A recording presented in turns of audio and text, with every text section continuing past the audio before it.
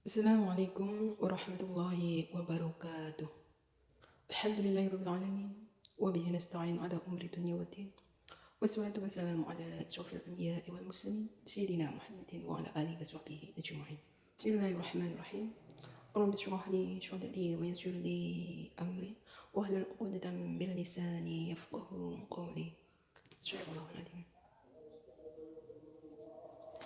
Nah, sekarang kita mempelajari tartil Al-Quran surat An-Nisa ayat 6 sampai insya Allah ayat 11. Dengarkan baik-baik, perhatikan dengan tenang. Semoga Allah memberi rahmat kepadaku dan memberi rahmat kepada kalian semuanya. Amin, amin ya rabbal alamin. A'udzu billahi minasy syaithanir rajim. Bismillahirrahmanirrahim. Wabtalul yatama hatta idza balagun nikah fa in anastum minhum rushdan fadfa'u ilaihim amwalahum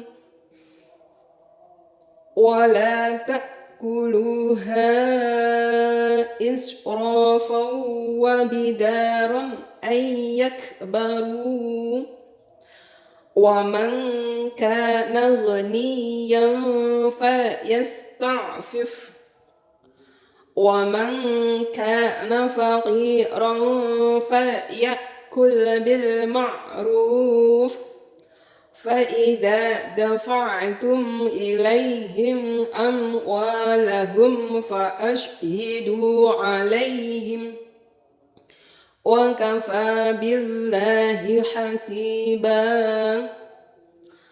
Lirrijali nasibum mimma tarakal walidani wal aqrabun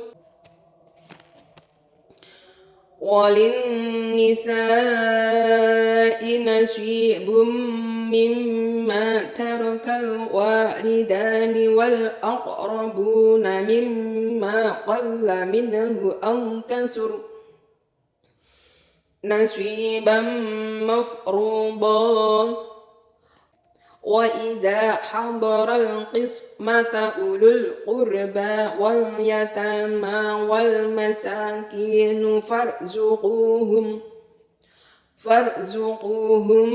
minhu wa qulu lahum qawlan ma'rufa. وَيَخْشَى الَّذِينَ لَوْ تَرَكُوا مِنْ خَلْفِهِمْ ذُرِّيَّةً ضِعَافًا خَافُوا عَلَيْهِمْ فَلْيَتَّقُوا اللَّهَ وَلْيَقُولُوا قَوْلًا سَدِيدًا. إِنَّ الَّذِينَ يَأْكُلُونَ أَمْوَالَ الْيَتَامَى ظُلْمًا إِنَّمَا يَأْكُلُونَ فِي بُطُونِهِمْ نَارًا وَسَيَصْلَوْنَ سَعِيرًا. يُوصِيكُمُ اللَّهُ فِي أَوْلَادِكُمْ لِلذَّكَرِ مِثْلُ حَظِّ الْأُنثَيَيْنِ فَإِن كُنَّ نِسَاءً فَوْقَ اثْنَتَيْنِ فَلَهُنَّ ثُلُثَا مَا تَرَكَ وَإِن كَانَتْ وَاحِدَةً فَلَهَا النِّصْفُ وَلِأَبَوَيْهِ لِكُلِّ وَاحِدٍ مِّنْهُمَا السُّدُسُ مِمَّا تَرَكَ إِن كَانَ لَهُ وَلَدٌ فَإِن لَّمْ يَكُن لَّهُ وَلَدٌ وَوَرِثَهُ أَبَوَاهُ فَلِأُمِّهِ الثُّلُثُ فَإِن كَانَ لَهُ إِخْوَةٌ فَلِأُمِّهِ السُّدُسُ مِن بَعْدِ وَصِيَّةٍ يُوصِي بِهَا أَوْ دَيْنٍ aba'ukum wa abna'ukum la tadruna ayyuhum aqrabu lakum naf'a faridatan minallah innallaha kana aliman hakima. Shadaqallahul azim. Alhamdulillahirrahmanirrahim. Demikian tadi belajar tartil ya. Nanti didengarkan videonya ya. Nanti tahu letak salahnya dan tahu letak benarnya. Sekarang kita belajar tafsirnya. Dengarkan baik-baik, perhatikan dengan tenang. Semoga Allah memberi rahmat kepadaku dan memberi rahmat kepada kalian semuanya. Amin, amin, ya Rabbal Alamin. Aku berlindung kepada Allah dari godaan syaitan yang terkutuk dengan menyebut asma Allah yang maha pengasih lagi maha penyayang. Ayat 6. Dan ujilah anak yatim itu sampai mereka cukup umur untuk kawin. Kemudian jika menurut pendapatmu mereka telah cerdas atau pandai memelihara harta, maka serahkanlah kepada mereka harta-hartanya. Dan janganlah kamu makan harta anak yatim lebih dari batas kepatutan. Dan janganlah kamu tergesa-gesa membelanjakannya sebelum mereka dewasa. Barang siapa di antara pemelihara itu mampu, maka hendaklah ia menahan diri dari memakan harta anak yatim itu. Dan barang siapa miskin, maka bolehlah ia makan harta itu menurut yang patut. Kemudian apabila kamu menyerahkan harta kepada mereka, maka hendaklah kamu adakan saksi-saksi tentang penyerahan itu bagi mereka. Dan cukuplah Allah sebagai pengawas atas persaksian itu. Maha benar Allah dalam segala firman-Nya. Nah, itu tadi ayat 6 ya. Ayat 6 menerangkan tentang anak yatim ini kon muji ya. Ibaratnya anak yatim itu sudah pandai apa belum ya. Dalam arti menguji itu ilmu agamanya bagaimana. Gitu loh ya. Keterangannya 269 yakni mengadakan penyelidikan terhadap mereka tentang keagamaan, usaha-usaha mereka, kelakuan, dan lain-lain sampai diketahui bahwa anak itu dapat dipercayai. Maksudnya gitu loh kon nguji. Sehingga kalau anak yatim itu memang sudah cukup umur, terus menikah, terus kemudian bisa memegang hartanya, mengelola hartanya, ya diberikannya ya harta itu. Loh maksudnya, kau nyerah nih harta-harta nih untuk menjadi pokok kehidupan. Dan kamu tidak boleh memakannya. Yang boleh hanya batas kepatutan saja. Terus seandainya orang yang memelihara anak yatim itu mampu ya. Jadi harta-harta anak yatim itu jangan kesusu dibelanja nih. Engkau terus entek, terus akhirnya masa depannya nggak punya uang gitu loh maksudnya. Selagi pemeliharaannya seperti ibunya masih mampu ya memberi makan, memberi kebutuhan sehari-hari ya, jangan kesusu lek ngarane. Ojo cepet-cepet dibelanja nih engkau entek, ngono loh maksudnya ya. Lebih baik ditahan dulu, hendaklah menahan diri untuk memakan harta anak yatim itu, ibaratnya lebih baik ditabungkan, So contoh aja lah untuk anak yatim untuk yatiman, terus baru untuk dibelikan kambing, terus kambing itu kan akhirnya nanti beranak menjadi banyak, ngono loh maksudnya ya. Lebih baik diberikan kambing terus engko diopeni terus mana terus akhirnya apa? Jangan kesusu dibelanjain untuk duit, wis dibelanjain entek. Terus akhirnya enggak bisa untuk apa? Kedepannya itu loh, anak yatim kan masih banyak toh kebutuhannya untuk sekolahnya, sampai perguruan tinggi, sampai kuliahnya, kan banyak. Mau contoh kalau diberikan kambing nanti beranak ya. Apalagi kalau anak yatim itu laki-laki ya. Diajari untuk apa iki ngingoni wedhus nek ngarani.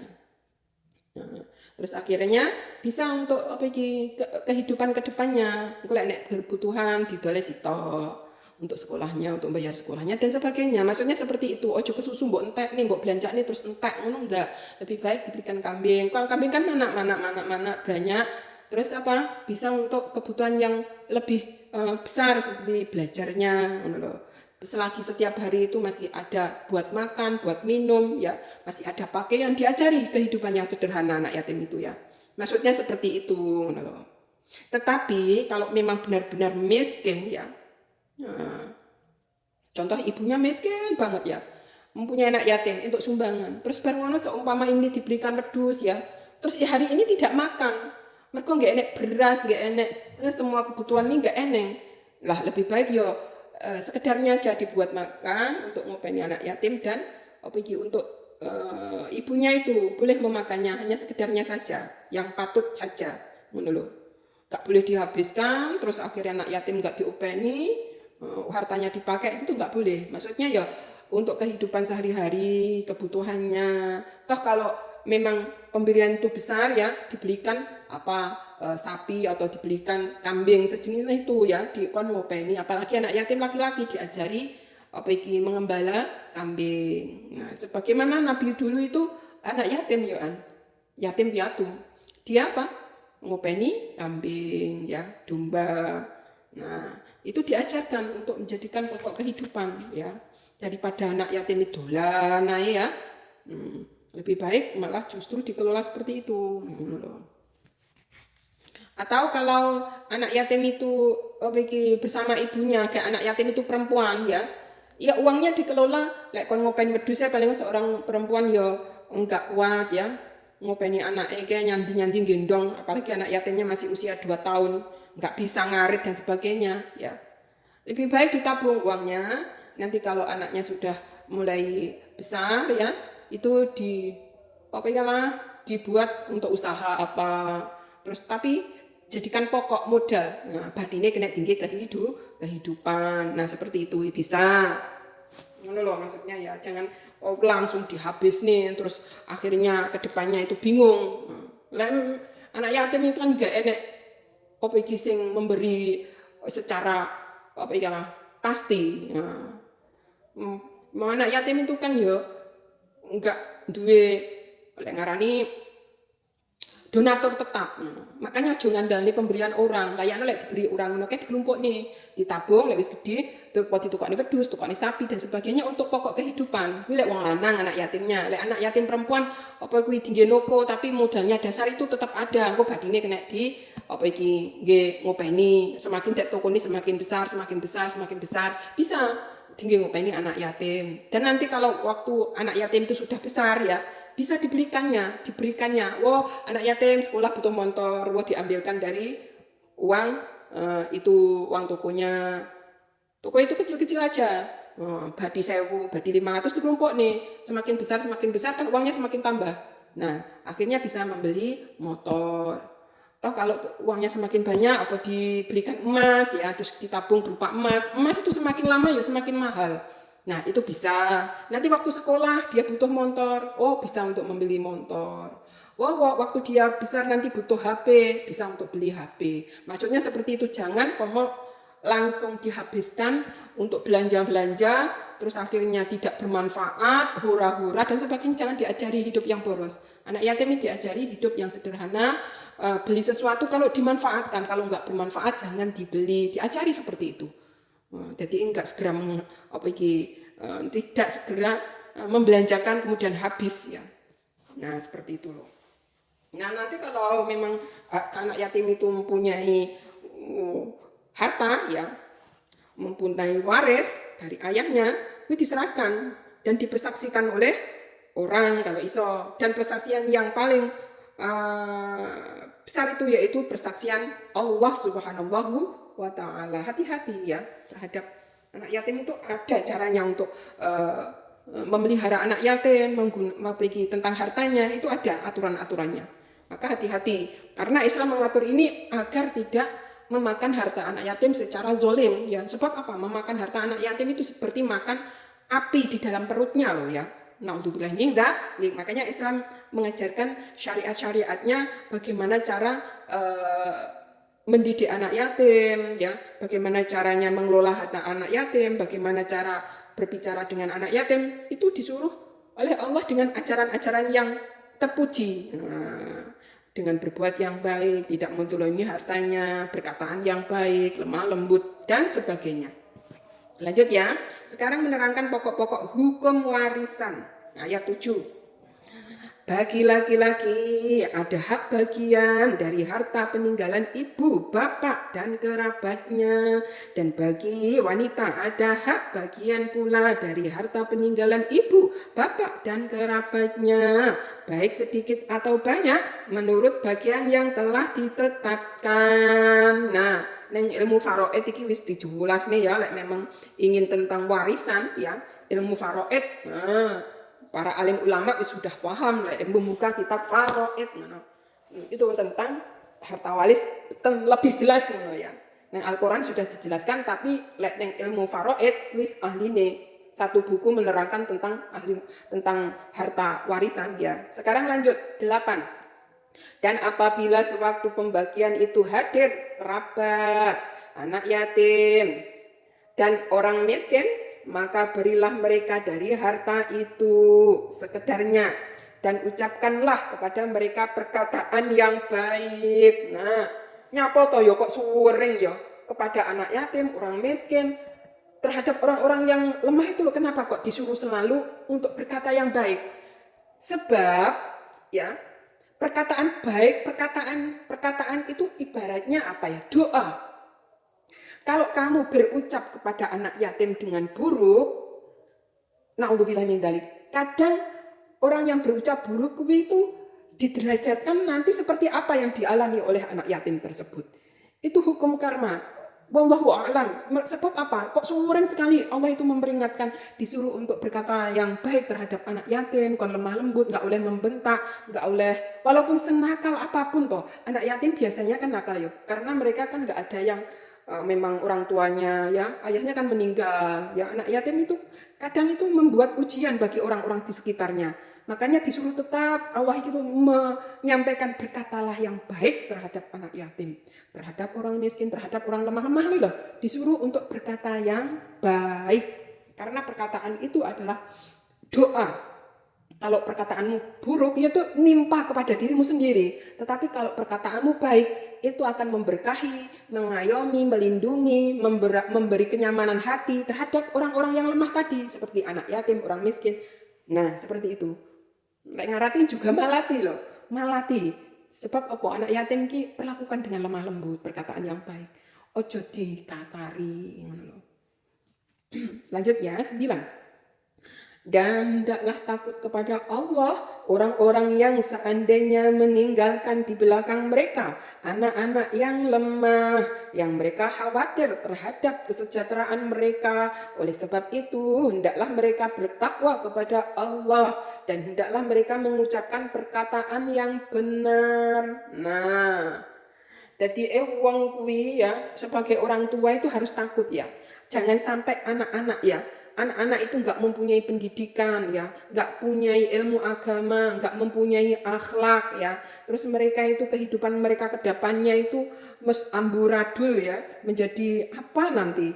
Makanya kalau dibekali anak itu ya ilmu pertama, ilmu, iman, takwa, insya Allah dimanapun berada, jadi apapun ia, maka ia akan menjadi orang-orang yang bertakwa. Kalau Allah menakdirkan dia itu menjadi orang kaya yang bertakwa. Kalau dia itu ditakdirkan oleh Allah menjadi orang yang sederhana ya yang bertakwa. Kalau Allah menjadikan ia orang yang ya kekurangan atau fakir miskin, ya tetap bertakwa.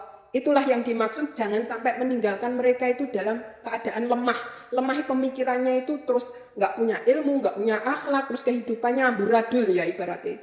Makanya ilmu agama, masalah harta itu ya, orang itu kalau pondasi ya ketakwaan sudah ada, masalah harta dicari orang itu kalau memang benar-benar berusaha, usahanya itu halal, pasti Allah akan menolong, rezeki itu akan datang ya.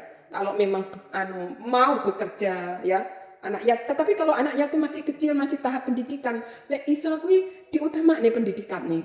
Makanya tadi kan diarahkan harta anak yatim ojo kesusu mbok belanjane, lek iso diodot-odot ya, lek iso dikembangkan, apa tukang wedhus mana menjadi banyak. Nanti sekolahnya itu akan lebih mudah. Orang sekolah kan yo nggak mengandalkan biaya siswa. Lah, orang pergi sekolah itu juga membutuhkan apa? Makan, minum, sangu di perjalanan dan sebagainya.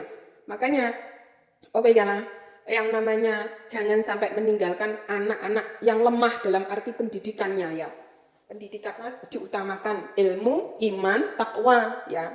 Sehingga nanti bisa berjuang di dunia ini dengan selamat ya. Jadi apapun dia terarah menjadi orang yang benar. Tetapi kalau lemah, akhlaknya lemah, imannya lemah, terus akhirnya apa? Bisa jadi perampok, bisa jadi pencuri, bisa jadi orang jahat, bisa jadi orang pembunuh dan sebagainya. Bermacam cara-cara untuk menghalalkan berbagai macam cara untuk meraih apa yang diharapkannya. Yang ditakutkan itu seperti itu. Yang namanya lemah itu, lemah ilmu, lemah iman, lemah takwa. Nah, makanya sejak kecil yang ditanamkan kepada anak-anaknya itu ilmu, iman, takwa ya. Jadi pelajarannya ini bisa mengikuti, dunia itu akan mengikuti. Lanjut. 10. Sesungguhnya orang-orang yang memakan harta anak yatim secara zalim, sebenarnya mereka itu menelan api sepenuh perutnya dan mereka akan masuk ke dalam api yang menyala-nyala atau neraka. Naudzubillah min dzalik. Ini loh akibatnya. Layakno dari awal ya, surat-surat An-Nisa itu menerangkan anak-anak yatim kuwi sing ditakuti Gusti Allah itu memberi peringatan ojo ngantek makan harta anak yatim secara zalim. Kuwi padha karo mangan api di dalam perutmu ngono lho. Kayak penuh pisan. Apalagi kalau yang dizolimi hartanya banyak ngono. Hartanya semua yang dimasukkan dalam perutnya berarti semuanya api itu. Terus banyak berarti perutnya ya besar ya, di dalam perutnya api semuanya. Na'udzubillahi min dzalik. Kayak dimasukkan ke dalam api neraka yang menyala-nyala. Na'udzubillahi min dzalik. Itulah Allah memberi syariat yang sangat-sangat hati-hati umat Islam. Bahkan ada ya hari-hari untuk menyantuni anak yatim digerakkan kan ada 1 Muharram, kemudian di hari puasa atau di hari pokoknya hari-hari besar itu sambil menyantuni anak yatim itu lebih berkah. Maulutan nyantuni anak yatim, Isro'an menyantuni anak yatim, pas puasa ya menyantuni anak yatim. Ben Syawal ya, di bulan Syawal hari raya Idul Fitri ben memakai baju baru anak yatim. Makanya puasa yo santunan anak yatim.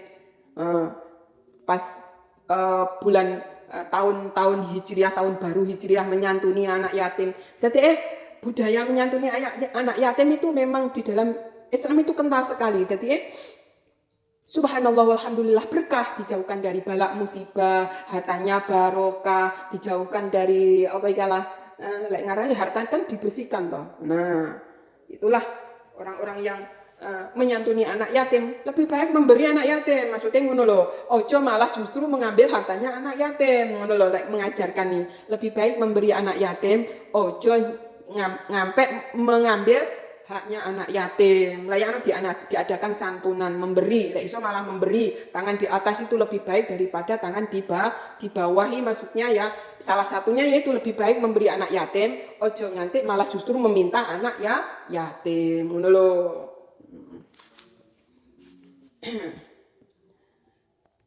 Lanjut ya.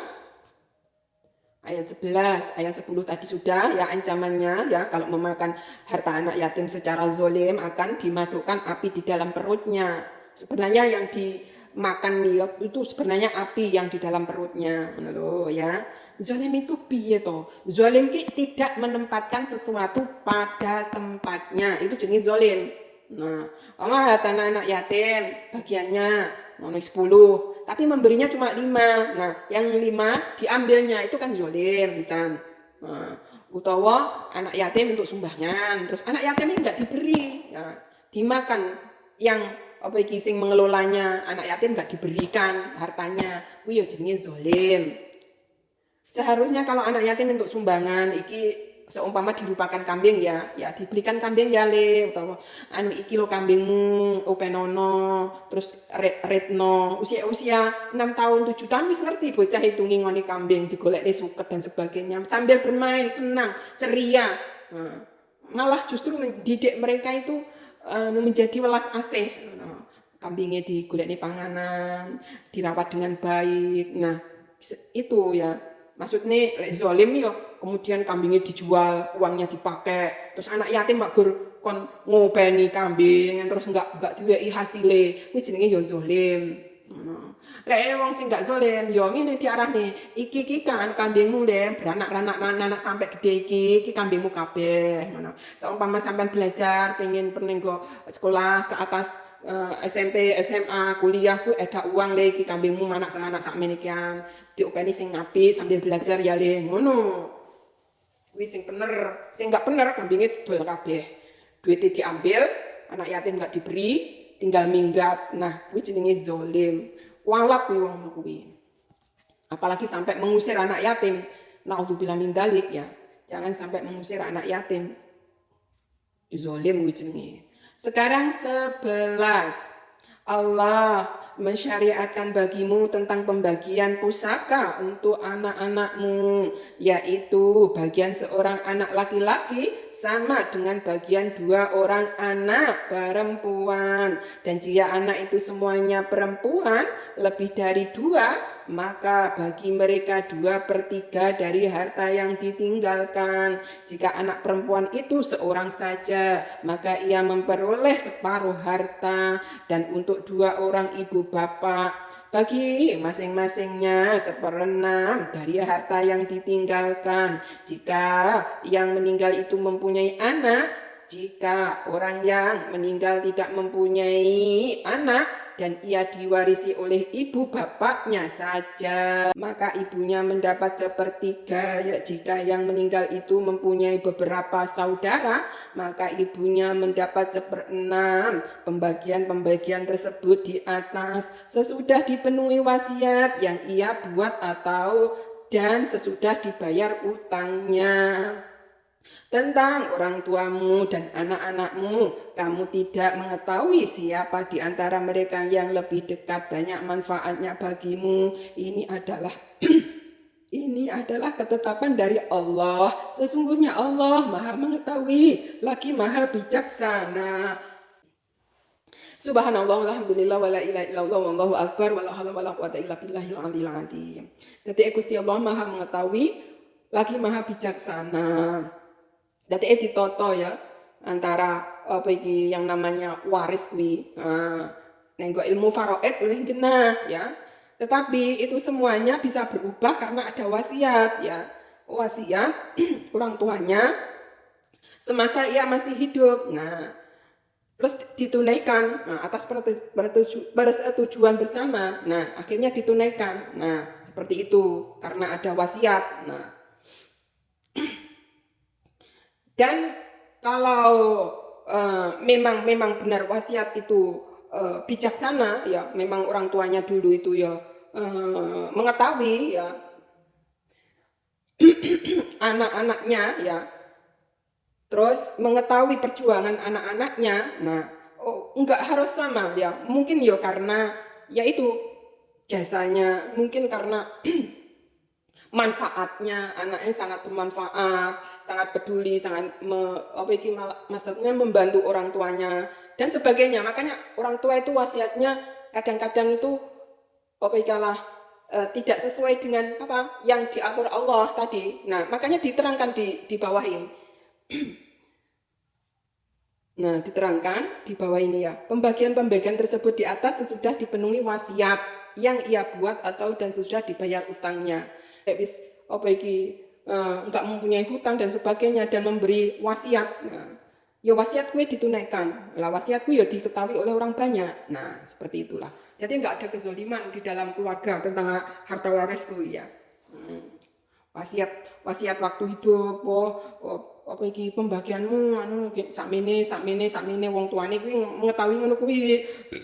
ngono kuwi. Wah, bagianmu sakmene, bagianmu sakmene, so bagianmu sakmene kuwi wis diterangne. Kuwi jenenge wasiat harus ditunaikan.